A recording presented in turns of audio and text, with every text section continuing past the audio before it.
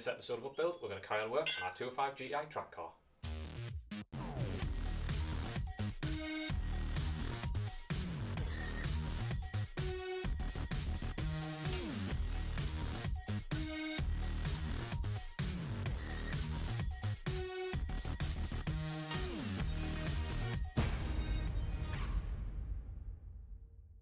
So we're going to carry on where we left off on the last episode. So we finished making that trolley. We just had these mounts which were welded up to fit on the trolley. So there's a couple of plates to pop on the corners, on top 4 corners, and then we can slide these mounts in and get the car sat on the trolley, and then we'll get the car outside and take a look at it and see how these mounts are going to work, and see all the adjustment that they offer and how that's going to help us when we carry on with our 205 GTI Track Car build. So we'll crack on with that now.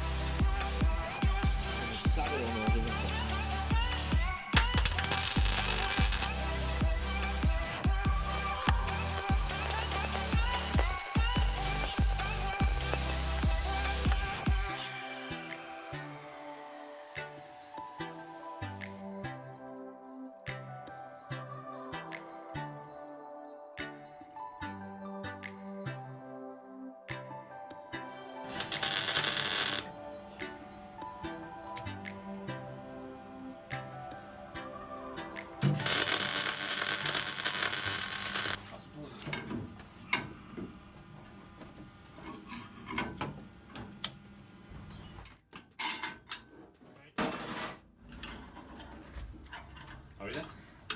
We're not touching it yet, like. Oh no? No worries. Try to fit that.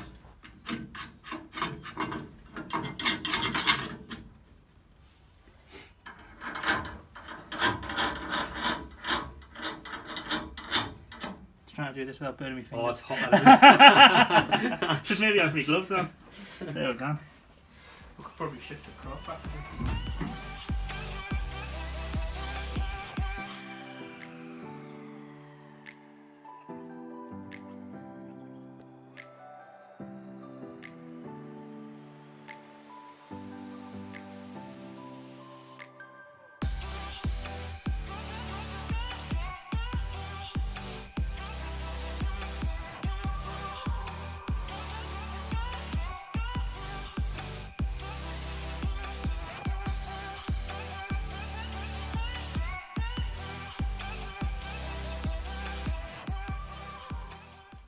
No, that side.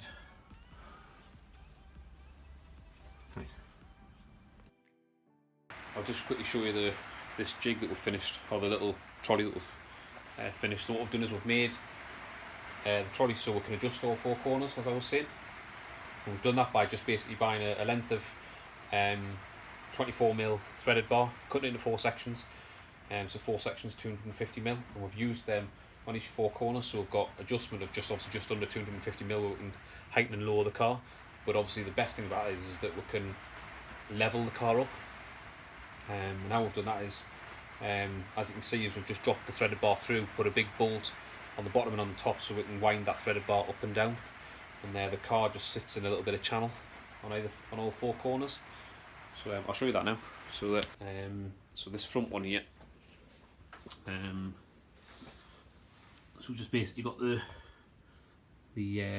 threaded bar there with the channel on the top, welded to the top there as you've seen, and then the sill just sits in that little channel. What we'll do is just put a little bit of rubber inside that channel when I get a chance, just for the sill to sit on, and so it doesn't slide around. And then we've got a nut on the top there, and then again underneath got another nut.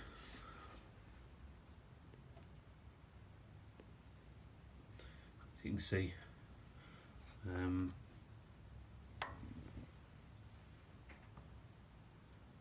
so I'll just loosen that nut off, and then that top nut, we'll just wind that top nut either up or down on those threads, and that'll just heighten or lower this corner of the car. So as I was saying, the beauty of that is obviously that we can then level the car up with those four corners.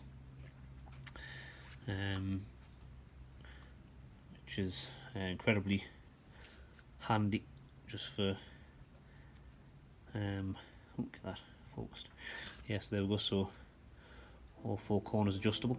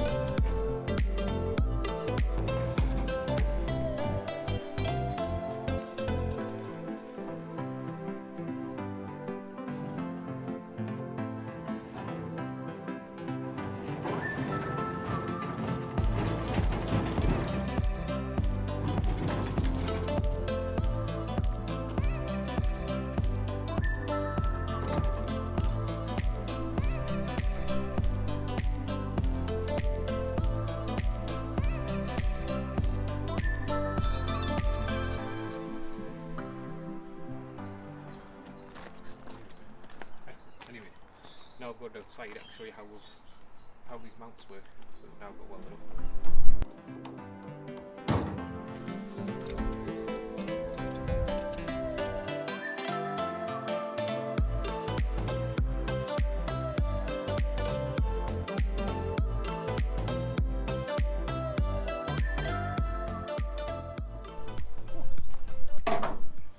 There we go. That's, got about that much left on the bottom of the thread on the side. I think we'll stick it still out on the bottom side and just leave it at that. I think that's high enough. Keep it safe enough like that. But, just gives you a bit of an idea of the amount of adjustment on those mounts. So really, the reason for doing that was just basically there was enough material and it didn't cost anything, so I just bought a metre length of the threaded bar that you saw us welding those tops on the mount. So just cut that metre into 4 sections and use it on each corner, and so we've got the adjustment if we need it. But really the main reason for those is so that wherever the car's sitting we can obviously tweak the car or level it perfectly. So when we're measuring off anything on the inside, so fitting like the seat mounts or roll cage in, or anything to do with the dash or anything like that, we'll come to measuring things, it's going to be a lot easier when we know the shell's perfectly level, and we can do that by low, height, raising up or lowering down those legs on either corner. And obviously when we're working on the underside, if we want a bit more space to get underneath, that's really useful to get be able to get it as high as that. As you can see, get in there, loads of space.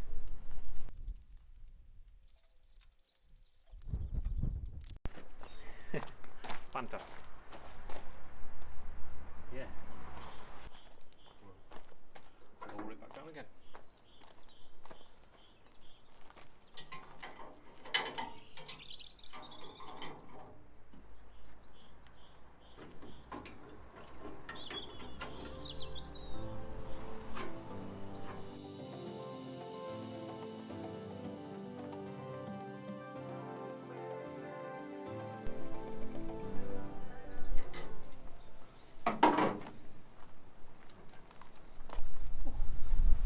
There we go.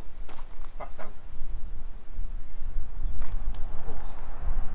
I don't think we need to do that all that much, but if we need to, we can. So here's just a quick look at the power plant for the 205 GTI. So some of you will probably know what that is. It's a 1.9 16 valve out of a 405 MI16, so it's the MI16 lump, which is it's an aluminium block, so it's nice and light. I think they did a 2 litre which was a cast iron block, so this is the aluminium one, which is great for the 205, so you don't lose any of the handling, which is the big thing about the 205 GTI, is brilliant handling. So so nice and light, and it just gives it an extra 30 brake horsepower. I'm not 100% sure the torque actually, but with it being a 16 valve, it's just such a nice revvy engine. So it just needs a really good clean up. Looks a bit dirty, a bit tatty, just because it needs a good clean up. But it originally had about 100,000 miles on it. Well, that's what it has got on it, about 100,000 miles roughly. I've put about 35 to 40,000 of those miles on it. But the engine's standard. It hasn't had any port on the gas flow, or there's nothing different with the engine in that sense. The only thing I did have done was, and I'll talk about it a bit more at some point in the build, so I don't want to chat on too much. But it's the bottom end has been rebuilt, so it's had new bearings in the bottom, and the top was taken apart and just decarboned and cleaned up by it was actually all the work was done by Des Developments. Some people might remember them. But yeah, so it's got some Magna Core leads on it. That's the only thing you can see. They're not standard, but you know, they're just leads. Apart from that, that's it. So yeah, I just want to give you a quick look at the engine. People might be wondering what's going in it.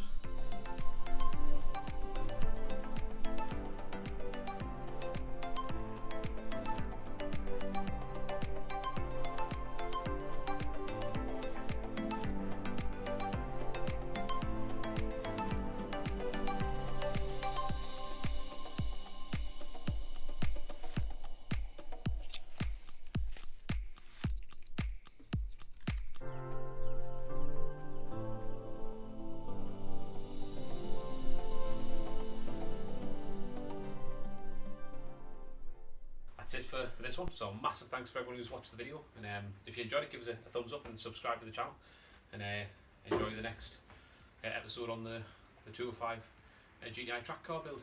So we'll see you on the next one. Take care. Bye for now.